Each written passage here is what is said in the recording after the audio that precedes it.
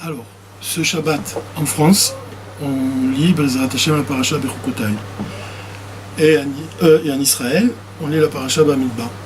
Alors, ce cours-là, d'abord on va le dédier pour l'élévation de l'âme Ilou Nishmat du Rav Yitzhak Tzvi Eisenbach, puisqu'il est parti au lendemain de Shavuot. Et on va parler du Dvar Malchut, des enseignements du Rabbi, sur justement le don de la Torah, qui a un rapport avec les parachutes Béhar, Bechukotai, et aussi avec la paracha Bamidbar.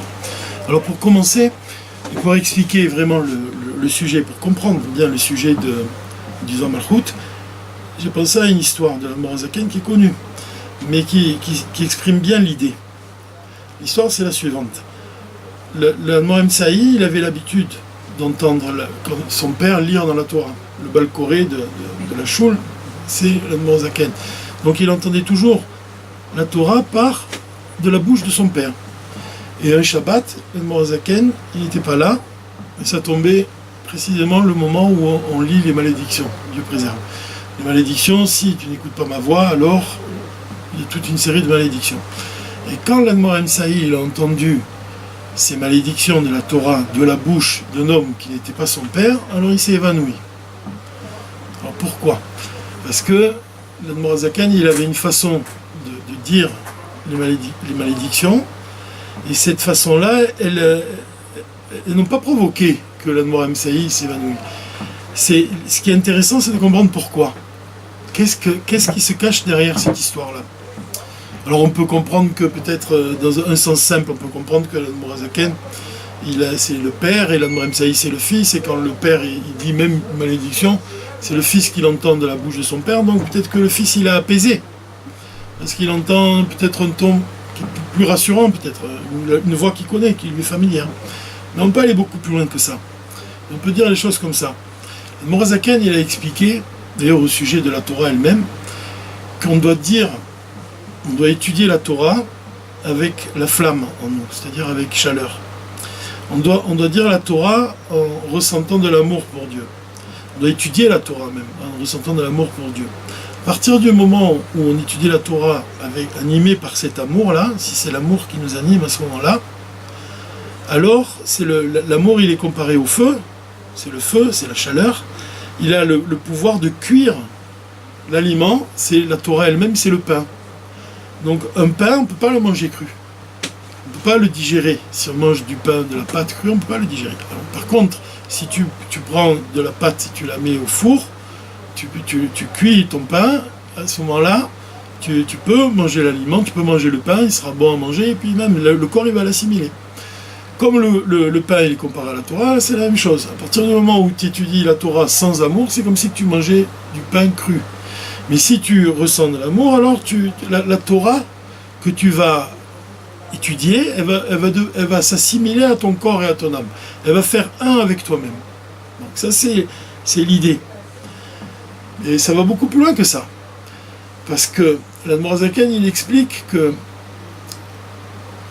une des malédictions de la Torah, qui est énoncée par Dieu, c'est que 10 femmes vont cuire leur pain dans un même four. Alors imagine, des femmes 10 femmes en train de cuire leur pain, ça va créer des disputes, et ça va provoquer des choses négatives. Ça, c'est la malédiction. Mais l'Admor HaZaken, il explique, il dit que même dans une malédiction, il y a une bénédiction qui se cache. Alors qu'est-ce que c'est dans ce cas, la bénédiction au sujet de ce pain-là, que 10 femmes vont cuire ensemble ? Là-dessus, il explique que les 10 femmes, elles représentent les 10 forces de l'âme, et le pain, il représente la Torah. Quand 10 femmes cuisent leur pain dans un même four, ça signifie que les 10 forces de l'âme d'un juif qui étudie la Torah, et avec l'amour de Dieu, on a dit c'est le feu, c'est le four, à ce moment-là, la Torah que ce juif avait étudiée va faire partie de lui-même. Donc qu'est-ce qu'on voit ici ? On voit qu'une malédiction, elle cache une bénédiction. Donc quand l'Admor HaZaken il disait les malédictions, l'Admor Emsaï, il n'y avait pas lieu de s'évanouir, parce qu'il entendait la malédiction. Les gens qui n'étaient pas réceptifs, ils entendent des malédictions, mais lui-même qui est réceptif, il entend la bénédiction qui se cache dans cette malédiction. Donc qu'est-ce qui se passe à ce moment-là ? Il se passe que qu'est-ce qu'on voit ici? On voit que l'Admor Saï, c'est le fils de l'Admor Zaken. On dit de lui que si on ouvrait ses veines, il n'y aurait pas de sang qui coule, mais on verrait des paroles de Chassidout. C'est le futur rabbi. Il est imprégné de l'enseignement de son père. Il est lié avec son père. L'esprit de l'Admor Saï, il est lié avec l'esprit de l'Admor Zaken. Et quand l'Admor Zaken il va dire une malédiction, l'Admor Saï va entendre la bénédiction qui se cache à l'intérieur de cette malédiction. Donc qu'est-ce qu'on voit? Du côté de l'Admor Zaken, on voit que l'Admor Zaken, c'est celui qui est capable de faire descendre ce qui est au-delà de ce monde dans ce monde. C'est d'ailleurs une définition qu'il a lui-même donnée. Il dit qu'un tzaddik, il unit les mondes entre eux. Donc ici, en l'occurrence, il unit le monde caché, le sens caché de la Torah, avec le sens révélé de la Torah. Si on n'étudie pas le sens profond d'un commandement, ou si on n'étudie pas le sens profond de la Torah, à ce moment-là, il y a toutes les raisons de s'évanouir, parce qu'on entend seulement une malédiction. Mais si on s'attache à la partie profonde de la Torah, alors cette partie profonde de la Torah, elle va illuminer la partie révélée de la Torah, elle va illuminer la matière, si on peut dire, de la Torah. Et à ce moment-là, l'Admor Saï va ressentir ce monde caché qui se révèle dans ce monde révélé. Donc on voit l'Admor Zaken, c'est celui qui unit le monde caché avec le monde révélé. Et ça, c'était le sujet du Dvar Malchut qu'on a étudié la semaine dernière, quand on a expliqué qu'un rabbi, il révèle l'illimité dans les limites de ce monde. Et on avait donné l'exemple d'Avraham Avinu. On avait dit qu'Avraham Avinu, comme il est capable de donner sa vie pour Dieu, alors quand il se jette dans le feu il brûle pas. Quand est-ce que le feu il brûle? Le feu qui brûle, c'est comparable avec un juif qui entend des malédictions sans en comprendre le sens profond. Ça le brûle, ça lui fait mal. Il entend vraiment des malédictions. Mais quand tu fais don de toi-même, et c'est-à-dire que quand tu t'attaches à la partie profonde de la Torah, alors le feu il brûle pas. Tu n'entends que des bénédictions. Et c'est la différence qui existe entre le Shem Elohim et le Shem Havayé. Le Shem Elohim, il représente ce monde matériel, et le Shem Havayé, il représente ce qui est au-delà du monde. Et ça, c'est le sujet du Dvar Malchut, de la paracha du parachot Be'ar Bechukotai, et aussi de la paracha Bamidbar. Pourquoi? Parce que l'Admor Zaken, quand il dit des malédictions, comme on vient de dire, il va révéler leur sens caché. Et de la même façon, le rabbi ici, il va expliquer à partir d'une Mishnah un peu la même chose. Parce que, voilà, comme c'est dit dans les mots, on nous dit un Mishnah Mamshicha. Be'asara ma'amaron ivra ha'olam. Le monde, il a été créé en 10 paroles. Ve'alau be'ma'amar echad yachol le'ivarot. Il aurait pu créer le monde en une seule parole. Et là, mais pourquoi Dieu il a créé le monde en 10 paroles et pas en une seule, bien qu'il aurait pu le faire en une seule, pour donner un salaire, pour punir les Rechaïm, qui me'avdim et haolam, qui détruisent le monde, d'une certaine façon, détruisent le monde qui a été créé en 10 paroles. Et pour donner un salaire aux tzadikim, qui mekaimim, qui eux-mêmes ils accomplissent la volonté de Dieu, qui a été aussi créée en 10 paroles. Ça veut dire quoi? L'idée c'est que les Rechaïm ils détruisent une chose que Dieu il a mis du temps à construire. Il l'a construit en 10 paroles.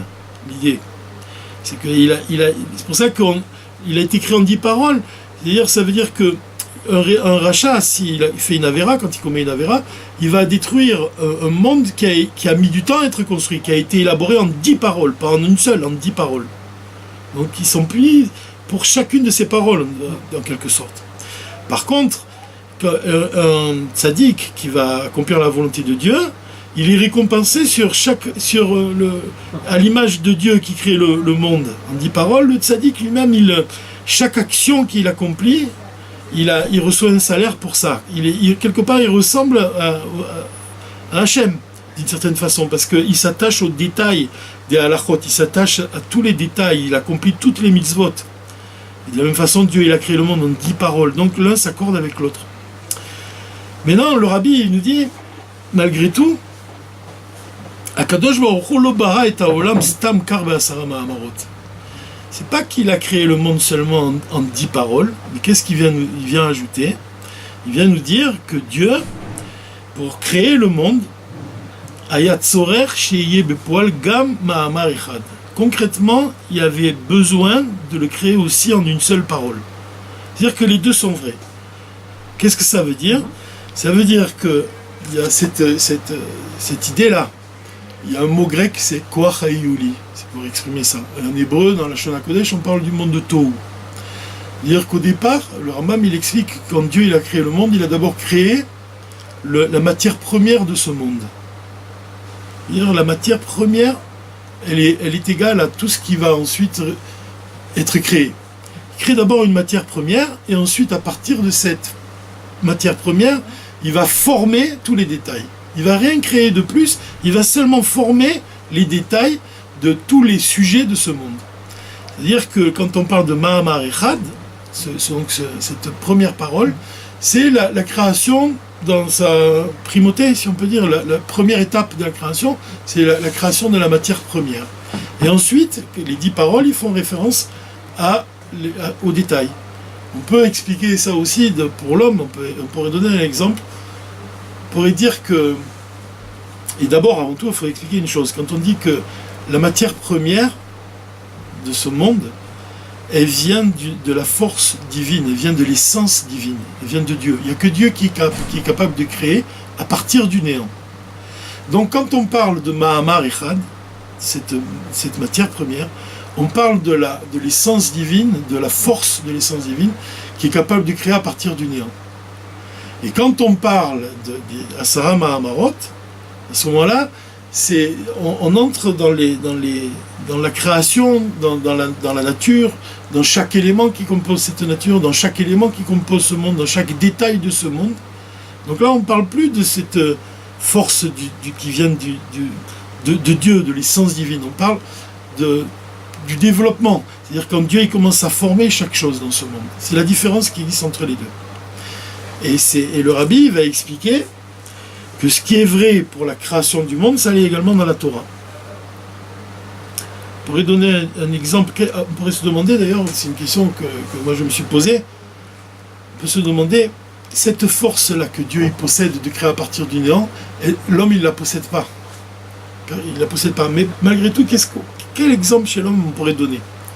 On pourrait expliquer ce que c'est cette matière première. Alors j'ai pensé, on peut donner l'exemple par exemple d'un artiste. C'est-à-dire qu'un artiste, au départ, il n'y a rien dans son esprit. Comment il est capable de créer une histoire? Donc c'est quelque chose qui n'existait pas. Ou bien tu vas prendre un architecte. Un architecte, au départ, il part de rien, il va avoir l'idée d'un bâtiment.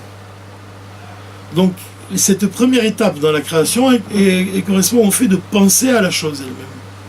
Penser à une chose dans sa globalité. Donc ça correspond à l'étape de la création quand Dieu crée la matière première de ce monde. Mahamar Echad. Ensuite, Asara Mahamarot, c'est le développement. À partir de l'idée que, par exemple, l'écrivain, il imagine une histoire, ensuite il va créer des personnages, il va les peaufiner, il va les exprimer, il va les décrire, puis il va décrire un lieu, des décors, des circonstances. Ça correspond aux détails de ce monde, Asara Mahamarot, les 10 paroles. Maintenant, on sait, ça c'est le Shla Kadosh qui a expliqué, il a expliqué que les 10 paroles par lesquelles le monde a été créé, elles s'accordent avec les 10 commandements. C'est-à-dire que le monde lui-même, Dieu il crée le monde physique au moyen de 10 paroles, mais ce monde-là, il tient debout il a besoin d'une âme. Ça correspond aux 10 commandements. Donc on voit aussi que dans les 10 commandements, dans les 10 paroles, vraiment les 10 commandements qui ont été donnés sur le mont Sinaï, on voit aussi qu'il y a ce sujet-là de Mahamar Echad et de Asara et des Sarah Dibrot, les 10 commandements. C'est quoi le Mahamar Echad en ce qui concerne la Torah? Le Rabbi vient de dire que c'est la bracha qu'on dit avant la lecture de la Torah. On dit Baruch Ata Hashem noten la Torah, Dieu qui donne la Torah. Et donc ce Mahamar Echad, il correspond à quoi? Il correspond à la soumission de l'homme et du monde vis-à-vis de Dieu. Alors que les 10 commandements, qui correspondent à quoi dans la Torah? Au halachot, aux commandements divins, aux spécificités. C'est-à-dire que chaque halacha s'occupe de la matière de ce monde, d'un sujet en particulier, qu'un juif il doit élever, il doit faire de ce monde matériel une demeure pour Dieu. Il doit sanctifier des objets matériels et leur donner de la sainteté par le fait d'accomplir les commandements divins. Donc les commandements divins ils correspondent à Sarat Adibrot, aux 10 commandements. Et le Mahamar Echad lui-même, il correspond à quoi? Il correspond à la bénédiction qu'un juif va donner. Il va donner, et donc il y a cette bénédiction qu'il va donner, elle correspond à l'attribut de Oda, la reconnaissance, le bitoul, le fait de se soumettre à Dieu. Et pas seulement un juif il est soumis à Dieu, mais aussi le monde entier il est soumis à Dieu. C'est-à-dire que le monde matériel il est soumis à Dieu. Donc il y a cette idée-là du chiffre 1 et du chiffre 10. Ce qui est au-delà du monde, c'est le chiffre 1, Mahamar Echad, et ce qui fait partie du monde, c'est le chiffre 10. C'est l'idée essentielle du Dvar Malchut.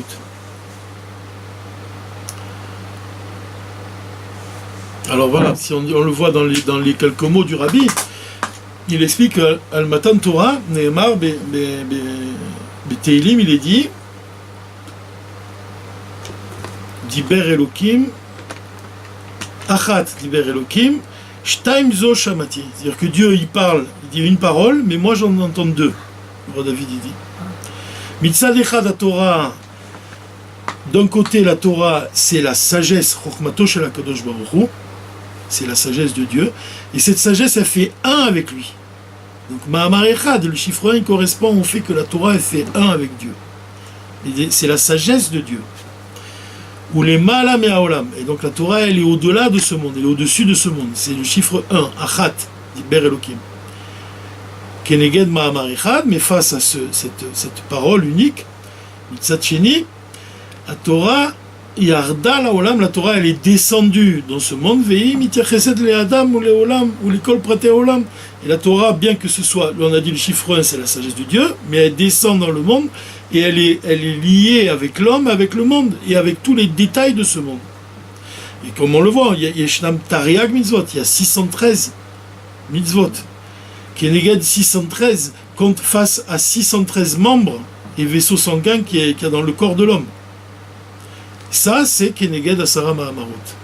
Donc le chiffre 1, il correspond à la Torah, son aspect divin, la sagesse de Dieu. La Torah est fait un avec Dieu. Et le chiffre 10, les 10 commandements, les 10 Mahamarot, ils correspondent à la diversité, à la pluralité. Le fait que la Torah, on va y trouver 613 membres, 613 commandements qui s'accordent avec les 613 membres du corps. Donc ça, c'est les Asara Mahamarot. Alors le fait de dire une bénédiction avant de lire dans la Torah, l'idée Birkat Torah, qu'est-ce qu'elle exprime? Bitul el noten la Torah. Cette bénédiction, elle exprime notre soumission vis-à-vis de celui qui donne la Torah. Megalim gamba olam et bitul shel olam laboré. Et on exprime aussi le fait que le monde il s'annule aussi avec Dieu, face à Dieu. Vet koach haboré le avot yesh mi'ayin.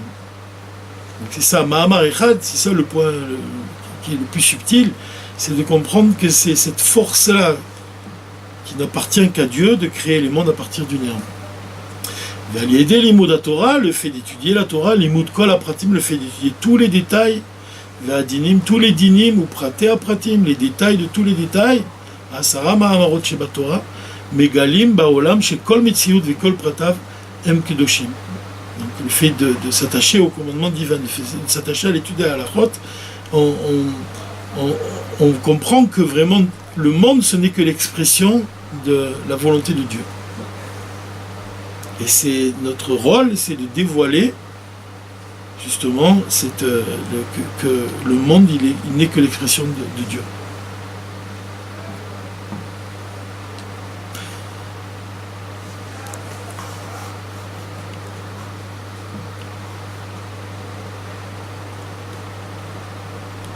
Alors là, il y a un point qui est très important ici, que le Rabbi nous donne. Il nous explique que quand on s'attache à accomplir des commandements divins, les mitzvot, alors on va sanctifier ce monde matériel. Mais comme ce monde matériel, il est limité, alors la Kedusha aussi, qu'on va révéler dans ce monde, elle va être limitée. De notre côté, il nous dit que ça correspond à Sarah Mahamarot, aux 10 paroles. Maintenant, le Mahamar Echad, quand on a dit que quand on dévoilait le Mahamar Echad dans ce monde, c'est dévoiler ce qui est au-delà du monde. Et là-dessus, le Rabbi, il dit que ça, Meidar Amala Sheesh Basarot, Ishem Megdashim et Haolam, Kefishehu Aval Akdusha, Ikdusha, Bidargad et Muham Yoter. Comme on a dit ça, on a expliqué. La perfection, quand est-ce qu'on atteint la perfection? Besha, Shegam, Dargat, Elokut, Shelema, Haolam, Tachdor Baolam. La perfection, c'est quand on parvient à dévoiler le divin qui est au-delà de ce monde, dans ce monde. C'est-à-dire que quand on accomplit les commandements divins, on dévoile la Kedusha, mais dans un monde limité. Donc la sainteté, elle est limitée elle-même. L'idéal, c'est de dévoiler ce qui est au-delà du monde. Donc ça, c'est illimité. C'est une Kedusha qui est limitée, en quelque sorte. Mais la dévoiler dans les limites de ce monde. Et ça, c'est plus difficile. Donc, on peut le comprendre comment, d'une manière concrète. On peut comprendre ça comme ça. On peut comprendre que c'est vrai que quand on accomplit la partie révélée de la Torah, quand on s'attache à la partie révélée de la Torah, dans l'étude de la Torah, des halachot, quelque part, c'est plus facile. C'est plus facile pour l'homme c'est un travail qui est plus à sa portée. C'est-à-dire qu'on peut toujours venir à bout, on peut toujours... Il y a de grands rabbinim qui enseignent la partie révélée de la Torah, et quelque part, Dieu il n'a pas créé la Torah pour qu'on la comprenne pas. Donc il nous donne des halachot pour qu'on les appuie concrètement dans ce monde. Mais il y a moins de difficultés que quand il s'agit d'attirer une lumière illimitée. Cette lumière illimitée, elle est où? Elle est dans l'étude de la partie profonde de la Torah. Ça, c'est plus difficile. Ça demande de la profondeur, et on le voit. Le résultat, c'est l'histoire qu'on a racontée avec un Mourazaken. Quelqu'un qui s'attache qu'à l'aspect matériel de la Torah, alors il va mitpael, il va réagir, il voit pas le sens d'une malédiction, donc il va souffrir. Comme on a dit, c'est comme le feu, le feu qui brûle. Mais pour comprendre le sens caché qui se cache dans une malédiction, pour comprendre, pour ressentir la bénédiction qui se cache, ça demande un travail, ça demande d'être un regard profond. Ça passe par l'attachement au Rabbi. C'était le sujet du Hayom Yom d'aujourd'hui. Quand on accomplit les commandements divins sans passion, sans la flamme à l'intérieur de nous-mêmes, alors on s'assèche, comme ça il dit, et on ne peut même pas influencer les autres.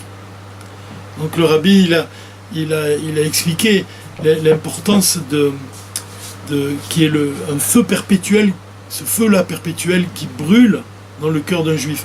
S'il a la flamme, c'est-à-dire que s'il a la chaleur, s'il accomplit les commandements divins avec chaleur, alors il va vraiment parvenir à influencer l'autre. Mais de dévoiler cette chaleur, c'est ça qui est relatif à la partie profonde de la Torah.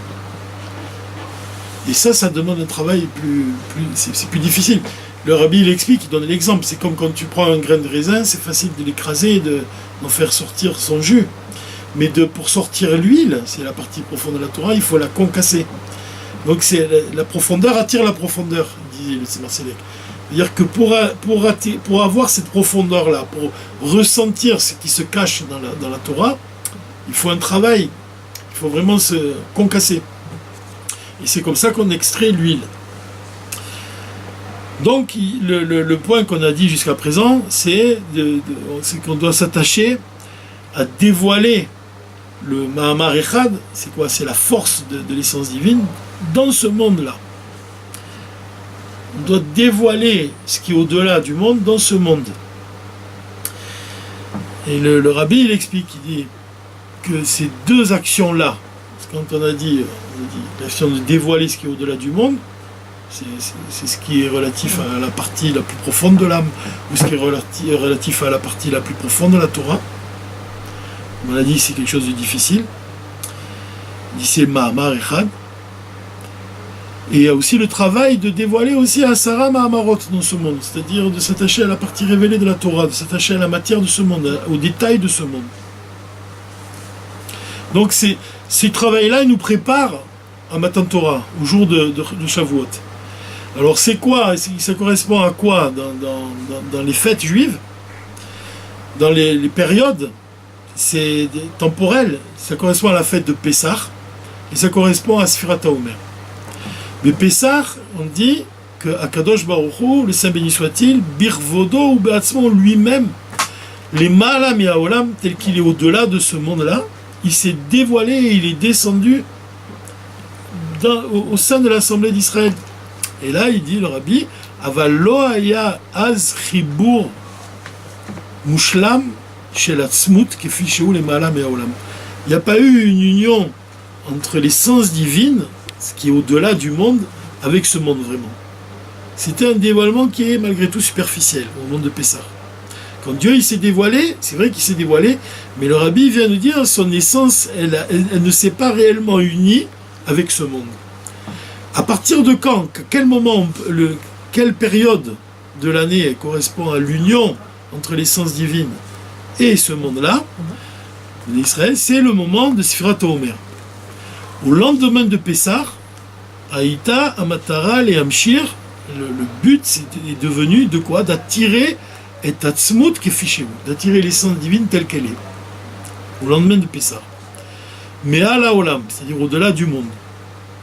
Beofen Sheyair, de telle manière que l'essence divine, elle va illuminer. Et là, le Rabbi nous apporte un enseignement précieux. Il nous dit, Usefartem Lachem, vous compterez pour vous les jours de Sfirat HaOmer. Sefartem, c'est quoi? Milachon Even Sapir, c'est comme une pierre précieuse. Sapir, c'est quoi? C'est Beira ou Meira, une pierre précieuse qui brille, qui est éclatante. C'est de là que ça vient le mot Sfirat HaOmer. Sfirat, Sephira, le compte, ça vient du mot Saphir, ça vient de cette pierre-là qui est éclatante. Donc c'est quoi cet éclat? Il est question de quoi dans Sfirat HaOmer? Il est question de l'éclat de l'essence divine telle qu'elle est. Baolam veyardor baem. Cet éclat de cette essence divine, elle va se dévoiler dans le monde et elle va pénétrer à l'intérieur de ce monde. C'est ça le but de Sfirat HaOmer. C'est-à-dire que le dévoilement de Pessah, il correspond à un dévoilement premier, mais Sfirat HaOmer, c'est vraiment dévoiler l'essence divine de telle manière à ce qu'elle éclaire ce monde et qu'elle pénètre à l'intérieur de lui. Alors cette idée-là, de dévoilement de l'essence divine, il est mis en valeur, il s'exprime plus particulièrement au moment de Rosh Chodesh Sivan. Rosh Chodesh Sivan. Pourquoi? Alors là, il nous dit, Rabbi, Kevan she'az mesaimim shisha shavuot laomer, on termine les 6 semaines du compte de l'Omer, veot shlosha yamim, en plus 3 jours de supplémentaires. Et ça, c'est-à-dire qu'on a fait un travail de toutes les séphirotes essentielles, Chesed, Vura, Tiferet, Mia Shavua Shvei V'Acharona, jusqu'au jour du 44e jour de l'Omer. C'est quoi le rôle de Sfirat HaOmer? C'est de l'étaken, c'est de réparer, et c'est d'éclairer le monde et l'homme. Et c'est de purifier aussi tout ce qui est négatif, toutes les mauvaises qualités qui existent chez l'homme. Et cette chose-là, elle est accomplie essentiellement pendant les 44 premiers jours du compte de l'Omer. Même Dalet, 44 c'est même Dalet. Même Dalet c'est 44. Ayamim Arishonim Shem Megadlim. Ces jours-là, ils nous permettent d'élever et ils nous permettent de réparer les midot abamiot, les midot de l'âme animale. Comment Adam? D'ailleurs, 44, c'est le mot, comme on dit, on a dit, on dit en hébreu, 44, c'est même Dalet. Si tu inverses le même et le Dalet, ça devient le mot Dam. Dam, c'est le sang. Les 44 jours, qu'on vient de dire, du compte de l'Omer, ils correspondent au travail sur les midot essentielles de l'âme animale. C'est-à-dire qu'on a réparé l'essentiel de l'âme animale, tout ce qui est négatif, tous les aspects négatifs de l'animal, de manière essentielle. On a dégrossi, on a vraiment fait le travail. Après, c'est plus qu'un travail de peaufinage, si on peut dire. Mais ces 44 premiers jours, ils correspondent donc à ce travail de vraiment déblayer toute la grossièreté de l'âme animale. Comment Adam, chez Neekar, Venaase Chalav, et Tselaem. Le lait qu'une mère elle va allaiter son bébé, son enfant, ce lait au départ c'était du sang. Donc le sang, on a dit, c'est le dam. Donc le dam, il devient du chalav. Le sang, il devient du lait. Donc les 44 jours, c'est le mot sang. Dire qu'on a travaillé sur le sang, même l'âme animale, elle s'habille dans le sang. On a travaillé sur le sang de manière qu'on a transformé l'âme animale, on a transformé le sang en lait. Et qu'est-ce que c'est le lait? Et c'est la M ou Megadel et donc c'est ce qui permet d'élever l'enfant. Au point que même après on le prépare, ça donne la possibilité à l'enfant de manger du pain. Et là il dit de ses propres forces il va manger du pain, il n'a plus besoin d'être allaité. Et le pain, c'est quoi pain? C'est la Torah. Donc ces 44 jours, ils précèdent le don de la Torah. D'ailleurs, c'est l'enseignement du Rabbi. Comme c'est profond, comme ça colle parfaitement. Vekar gam beinyanenu, dans notre sujet, même Dalet 44, c'est dam, ces jours-là, c'est 44 jours, Elo, mais avshrim acharkar lekabel et Torah, chez Nishema Alechem, ces 44 jours, ils vont précéder le don de la Torah, ils vont nous permettre de recevoir le lechem, la Torah. Alors, al-yedé achana, par le fait de se préparer pendant ces 44 jours, qui se terminent à Rosh Chodesh Sivan, où les racharit batlut mukdemet el akadosh baruch hu anasid berosh chodesh. Alors là, c'est quoi Rosh Chodesh? Il nous dit c'est Rega Amolad, le moment où la lune est née dans le ciel. Quand est-ce que la lune est née dans le ciel? Elle renaît dans le ciel sous la forme d'un point. Rega Amolad. Les achar miyut ou bitul alevana. Après que la lune diminue dans le ciel, elle finit par disparaître, et le jour de Rosh Chodesh, elle renaît dans le ciel. Donc qu'est-ce que tu vois? Tu vois que la renaissance de la lune, elle dépend d'abord du fait qu'elle s'est rapetit, et ensuite elle renaît. Donc ça, c'est un principe fondamental dans la Torah. C'est quand Dieu il ne peut résider que dans un endroit qui lui est parfaitement soumis. De la même façon, ce jour-là de Rosh Chodesh, cette renaissance-là, et en plus, si on calcule, j'avais calculé Arega Amolad, si tu dis Arega Amolad, le moment où la lune est née dans le ciel, c'est la valeur numérique de Mashiach, 358. Arega Amolad, ça fait 358. Donc le Mashiach, ça passe par vraiment le bitou le plus total, quoi, par la soumission du peuple juif de manière la plus totale. Et c'est comparé, c'est le 50e jour, donc c'est du conte de l'Omer, c'est le jour de Shavuot, c'est une allusion à la révélation de la 50e porte de la connaissance. On sait qu'il y a 49 portes qui ont été données à Moshe Rabbeinu, sauf la 50e qui sera donnée à Mashiach. Donc on voit que cette 50e porte, elle passe par le bitoul, elle passe par la soumission. Elle passe par le fait de travailler sur l'âme animale, de la transformer, de faire du sang, d'en faire du lait. Ensuite, Lag BaOmer, on vient de passer Lag BaOmer. Rabbi dit que là aussi, on a terminé de compter et de faire le tikkun de toutes les midot à l'Ikariot, de toutes les midot les plus importantes. Donc on est quand même à un niveau à Lag BaOmer où on est soumis à Dieu. Et c'est pour ça que le Lag BaOmer il correspond à la Séphira Od Sheba Od. Od, c'est Sheba Od, Od c'est Oda, c'est Modéani, c'est le bitoul. On avait étudié dans le Dvar Malchut. Modéani, ça indique le bitoul, il indique cette renaissance-là, le moment où la Oda, c'est la soumission qui est liée avec la révélation. Modéani, c'est quand on se réveille le matin, c'est comme Rosh Chodesh, un point qui renaît dans le ciel. De la même façon, Modéani, dès qu'un juif il se lève, dès qu'il ouvre les yeux, c'est comme c'est la lune qui apparaît, c'est une renaissance dans le ciel. Et là, la première chose qu'il dit, c'est Modéani. Ça veut dire c'est la soumission vis-à-vis de Dieu. Meir Or Elion chez les Ma'alam Yaolam, à ce moment-là, il brille une lumière qui est au-delà du monde. C'est la pnimiut à Torah, la profondeur de la Torah. Ensuite, il donne une autre raison qui est liée avec Rosh Chodesh Sivan et Matan Torah. Neutza be'uvda she'az matrilim nispor 45. Quand on commence à lire, après 44, on commence à... vient le chiffre 45, le 45e jour de l'Omer. C'est la Gematria, la valeur numérique de Adam, l'homme. Alors, Dam, comme on a dit, Dam, c'est quoi? On a dit, ça exprime la shlemut. On a dit, la shlemut de l'âme animale, le fait de s'attacher à transformer l'âme animale. Shlemut betikun nefesh Adam. Comme Dam, azorem echol ivra agouf. C'est-à-dire, comme le sang, il coule dans tous les membres du corps, on voit que Gamba Torah, Yeshnam alachot, même dans la Torah, il y a des halachot qui metaknot et Adam, qui vont réparer l'homme. Donc la Torah, elle est comparée, des fois on compare la Torah aussi à du sang.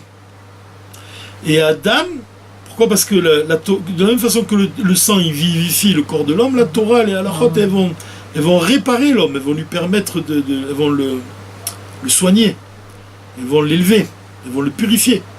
Comme on dit que l'acte de donner la charité, ça purifie l'âme de l'homme. Purifie l'âme. Là, c'est ce qu'il nous dit ici, mais de façon générale. Mais si on ajoute au mot sang la lettre Aleph, les lois Adam et Vaté, chez Gam à Aleph, Ma'amar Echad, Darga Elokut Shelemala Me'olam, Choderet Venimshechet Ba'olam. Ça, c'est très beau ce qu'il dit. Il dit que c'est quoi le mot Adam? On a dit le Aleph de Adam. Adam, on a dit c'est le sang, c'est la Torah, c'est la vitalité.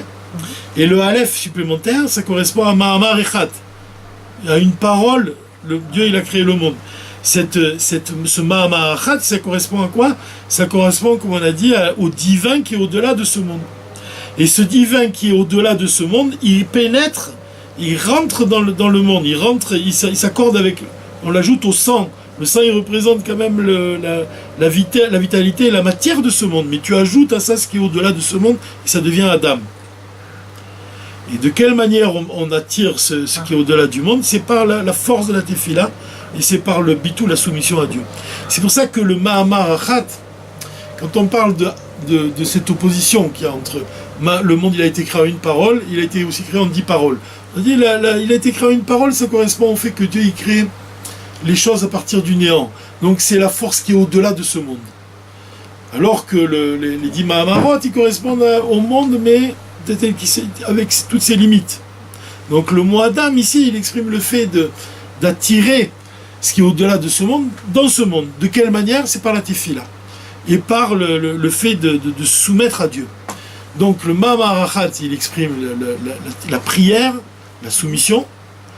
Comme il a dit même, nous ten la Torah, on bénit Dieu qui nous donne la Torah, on se soumet à lui. Et les 10 Mahamarot, eux-mêmes, ils correspondent à la Torah elle-même quand on étudie la Torah, quand on étudie les halachot. C'est-à-dire qu'on attire le divin dans ce monde matériel, dans tous les détails de ce monde matériel. Donc les 10 Mahamarot, ils correspondent à un mouvement du haut vers le bas. Alors que le Aleph, il correspond à un mouvement du bas vers le haut, le fait de se soumettre à Dieu. Et cette idée-là, elle s'exprime aussi dans les parachutes.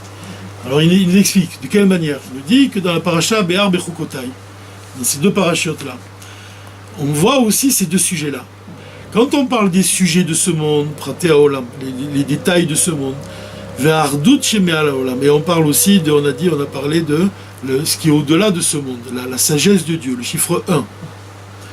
Béar, sur la montagne du Sinaï, qu'est-ce que c'est la montagne? On l'appelle Tsomer Shebadomem. Ça veut dire le domem, c'est l'inanimé, mais Tsomer, c'est ce qui pousse, qui va du bas vers le haut, quelque chose qui est végétal.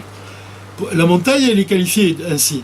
Donc ça exprime quoi? Le fait de pousser, c'est quelque chose qui grandit et qui monte de niveau en niveau. Donc c'est le travail dans les sujets de ce monde, c'est le chiffre 10. C'est comme quoi, on a dit, c'est comme le fait d'étudier la Torah, le fait d'étudier la halachot, d'attirer le divin dans les sujets de ce monde. Ça correspond à la paracha Béar. comme la montagne, tu montes de niveau en niveau. De la même façon, quand tu étudies la Torah, tu attires le divin dans ce monde. Et plus tu attires le divin dans ce monde, plus tu accomplis les mitzvot, tu montes de niveau en niveau. C'est allusionné par la montagne. Par contre, Bechukotai, c'est le chiffre 1. Pourquoi? Parce que Bechukotai, c'est quoi? C'est quoi? C'est la Shon Chakika, les lettres divines qui sont gravées dans la pierre.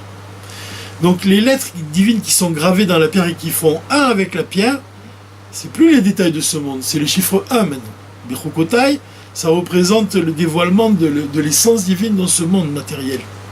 Ça représente quand la lettre elle fait 1 avec la pierre. De la même façon, c'est le bitoul, comme on a dit. Le chiffre 1, il correspond au bitoul.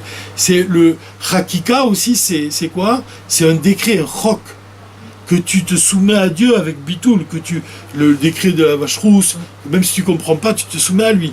Donc tu vois que le chiffre, la paracha Bechukotai, elle s'accorde avec le chiffre 1, avec le bitoul, avec la soumission, avec ce qui est au-delà de ce monde. Alors que la montagne, Béhar, elle-même, elle correspond au fait de s'élever de niveau en niveau, de s'attacher à ce monde matériel, d'attirer le divin dans ce monde. Donc tu vois dans les parachutes Béhar Bechukotai aussi, cette idée-là, entre le chiffre 1 et le chiffre 10, entre ce monde tel qu'il est matériel et ce qui est au-delà de ce monde. Donc c'est quoi l'intérêt, c'est quoi le but? C'est de faire l'union entre les deux. C'est d'attirer ce qui est au-delà de ce monde dans ce monde. Alors, là on passe maintenant à la paracha Bamidbar, puisque c'est lié avec tout ce qu'on vient de dire. Midbar, ça vient du mot dibour, la parole. Le dibour, il peut aller dans deux directions. Ça peut être le dibour chez le Torah, c'est-à-dire comme on a dit, le fait d'étudier la Torah, le dibour. Donc c'est Amshacha, tu attires du haut vers le bas. Et tu as aussi le dibour de la tfila. Et là c'est une alia, c'est une élévation, tu vas du bas vers le haut. Donc le mot midbar, il indique ces deux mouvements. Même dans le mot midbar, il y a midbar, milachon adam amedaber, comme l'homme y parle. Donc ça met l'accent sur la métiout de l'homme, c'est-à-dire ça met l'accent sur l'homme lui-même, son importance, son niveau. Mais dibour, le fait qu'il parle, le fait qu'il étudie la Torah. Et quand un homme il étudie la Torah, alors Dieu il s'assied devant lui et il étudie avec lui. Donc il y a le mot médaber, le fait de parler, ça met l'accent sur les qualités de l'homme. Mais aussi il y a le médaber, c'est aussi les paroles de la tefila, comme on a dit. Et là, c'est que quand tu dis les paroles de la tefila, c'est pas le même dibour. C'est tu reprends un texte qui existe déjà. Et ça exprime la fusion de l'esprit de l'homme avec Dieu.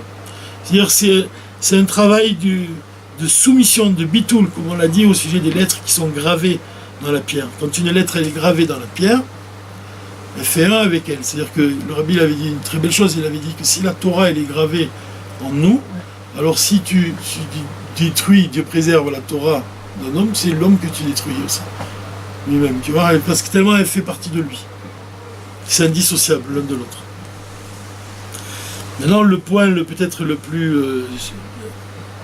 fort ici, c'est que, bon, on a dit que Midbar, c'est lié avec le Dibour, même avec Dvar Malchut, même la parole du roi, puisqu'on étudie le Dvar Malchut, mais aussi Midbar, il nous dit que c'est un niveau, Sheino Sheichet Klal et Anashim. C'est un endroit où les hommes, ils n'existent pas, ils vivent pas. Ça veut dire quoi? Donc c'est un endroit qui est plus élevé que les hommes. C'est un darga de manière profonde. Ça correspond à un niveau qui appartient à Dieu. Pourquoi? Parce qu'il est pas lié avec ce monde. Ça correspond à ce qui est au-delà de ce monde. Et c'est précisément la raison pourquoi la Torah elle a été donnée dans le désert. Pour faire allusion aussi à ce... D'une part, la Torah elle a été donnée à l'homme pour qu'il agisse dans ce monde, mais aussi le fait qu'elle a été donnée dans le désert, et que le désert c'est un endroit qui n'est pas lié avec l'homme, c'est pour mettre l'accent sur le fait que la Torah elle est elle-même au-delà de ce monde, et malgré tout, Dieu il nous donne la possibilité d'accéder à ce niveau-là, au niveau qui est au-delà de ce monde.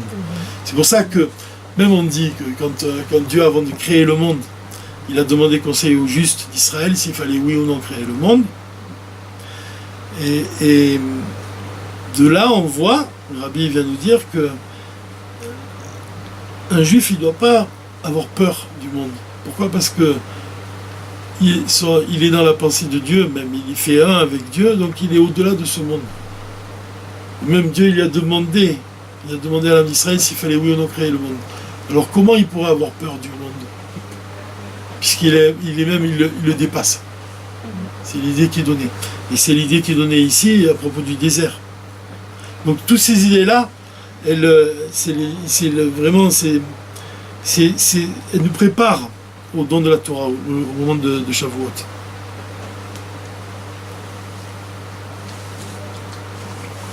Et on peut comprendre un peu mieux maintenant l'histoire d'Admor HaZaken. On voit que le Rabbi lui-même, c'est celui qui est capable de faire descendre justement ce qui est au-delà du monde, au-delà de notre perception, de le faire descendre dans nos perceptions même. Il y a une histoire aussi de l'Admor HaZaken qui s'accorde avec ça, et on pourrait finir là-dessus. C'est une histoire qui est racontée dans l'Écouté d'Iborim du Rabbi Rehatz. Là-bas, le Rabbi Rehatz, il raconte une histoire, que ça dure une longue histoire, et il ne dévoile pas le nom de son personnage.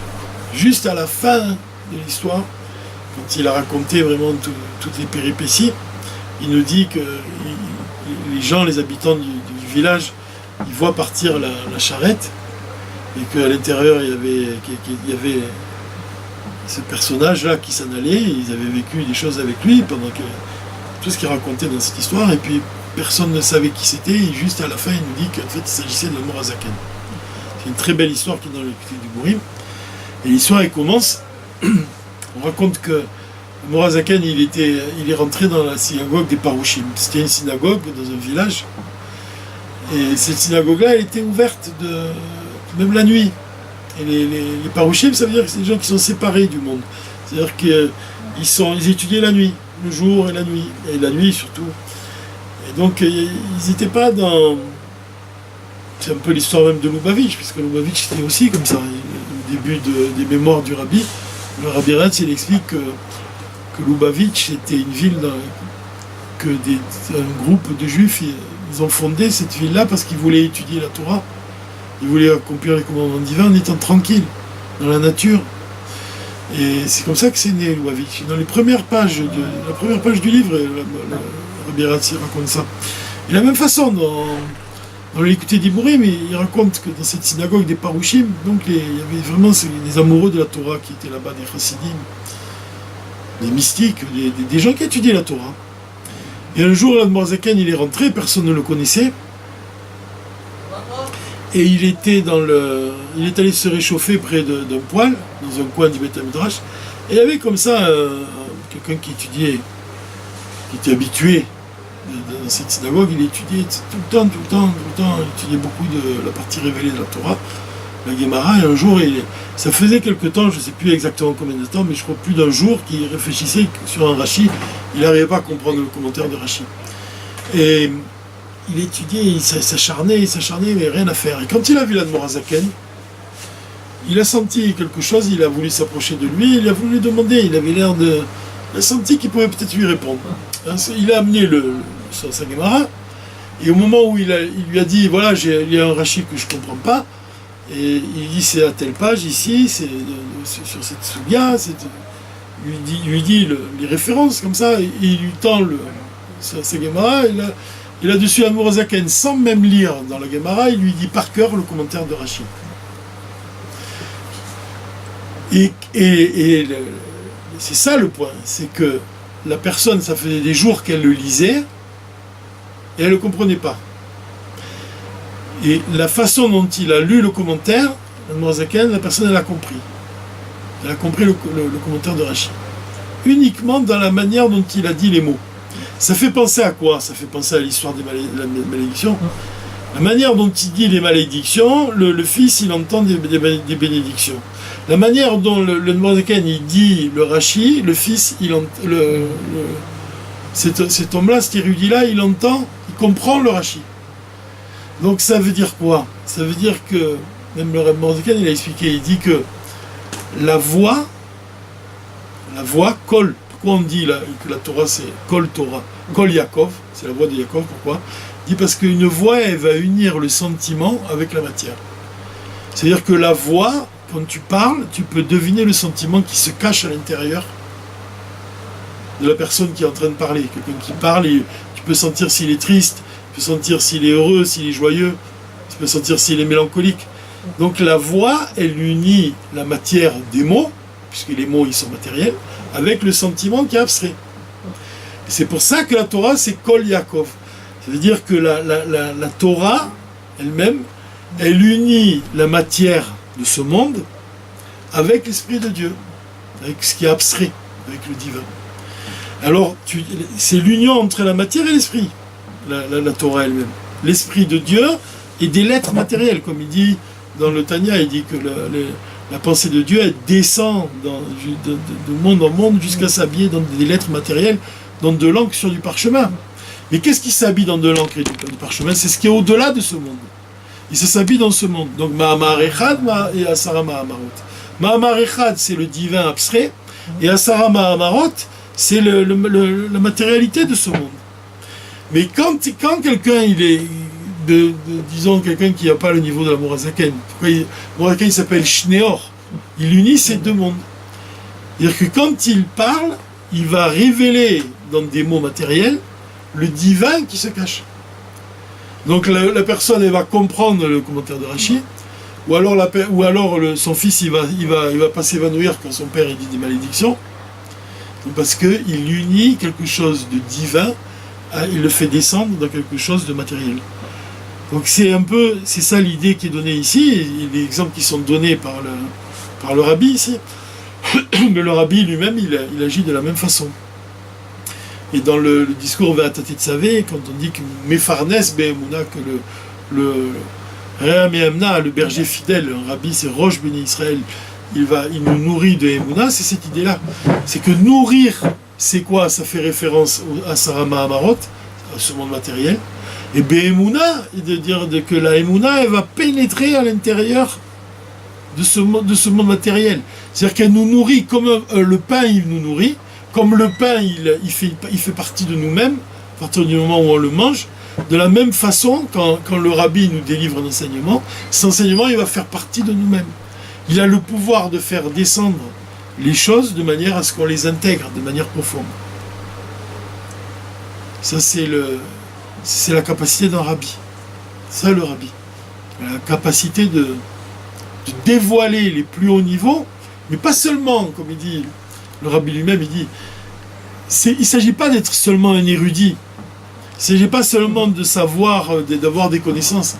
Un rabbi, il est capable de les mettre à la portée de l'homme de manière à ce qu'elle pénètre à l'intérieur de lui. Donc, Dieu, il agit de la même façon, évidemment. Dieu, il crée le monde, d'abord, on en a dit en une parole, c'est qu'il crée la matière de ce monde, puis après, il va former ce monde, il va former les détails de ce monde. Donc le chiffre 1, il correspond au divin qui est au-delà du monde, et le chiffre 10, il correspond à ce monde. Mais le but, c'est de faire de ce monde, de révéler l'essence de Dieu dans ce monde. Et alors là, pourquoi on donne cet exemple-là une demeure pour Dieu? Pourquoi? C'est parce que dit que dans un appartement, par exemple, la demeure, dans la maison où un homme y vit, l'essence de l'homme, elle est révélée dans l'endroit où il habite. Et de la même façon, on doit révéler l'essence de Dieu dans ce monde matériel.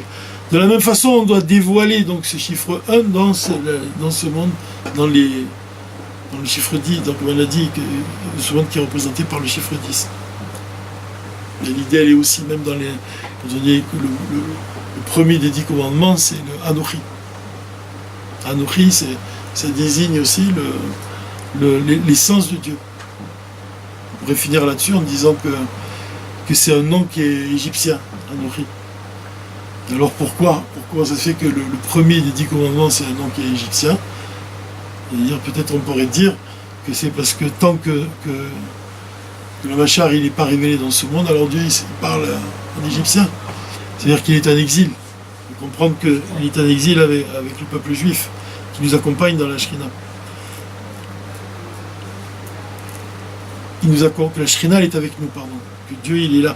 Tout le point, c'est de parvenir à révéler. Et comme il a dit, le rabbi lui-même, il a dit que le plus grave, c'est pas de ne pas trouver Dieu, mais c'est de s'arrêter de les chercher. Donc voilà, tout ce cours-là, c'était une préparation au jour du Shavuot, Bezrat Hashem, et si Dieu veut, la semaine prochaine, on continuera à parler, on sera encore plus proche de ce jour. Avec l'aide de Dieu. Shabbat Shalom.